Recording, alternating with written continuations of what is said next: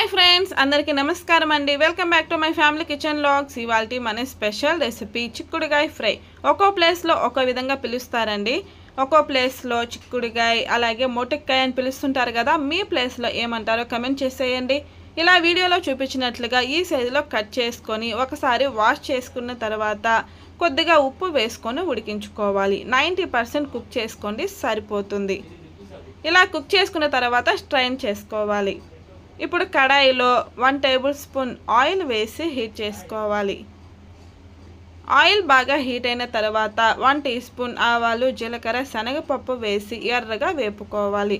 ఆ తర్వాత 4 వెల్లుల్లి రెబ్బలను కచ్చా పచ్చగా దంచుకొని వేసుకోండి. ఇందులోనే ఒక ఎండుమిరపకాయను కూడా తుంచి వేసుకోవాలి. ఒక పెద్ద ఆనియన్ని చిన్న చిన్న ముక్కలుగా కట్ చేసుకొని వేసి వేపుకోవాలి. ఇందులోనే కొంచెం కరివేపాకు కూడా వేసుకోండి. ఆనియన్స్ని ఇలా వేపుకున్న తర్వాత ఉడికించుకున్న చిక్కుడుకాయల్ని వేసి లో ఫ్లేమ్లో మాత్రమే 2 నిమిషాలు ఆయిల్లో వేపుకోవాలి. ఇలా వేపుకున్న తర్వాత 1/2 టీ స్పూన్ పసుపు, 1 టీ స్పూన్ కారం వేసుకోవాలి. అలాగే 2 టీ స్పూన్స్ పప్పుల పొడి కూడా వేసుకోండి. పప్పుల పొడి మీకు కావాలంటే కమెంట్ చేసేయండి. ఎలా చేయాలో నేనైతే వీడియో చేస్తానండి. ఇప్పుడు ఇందులోకి రుచికి సరిపడే సాల్ట్ వేసుకొని మసాలాలు మొత్తం పచ్చివాసన పోయేంత వరకు వేపుకున్నట్లయితే చిక్కుడుకాయ ఫ్రై రెడీ.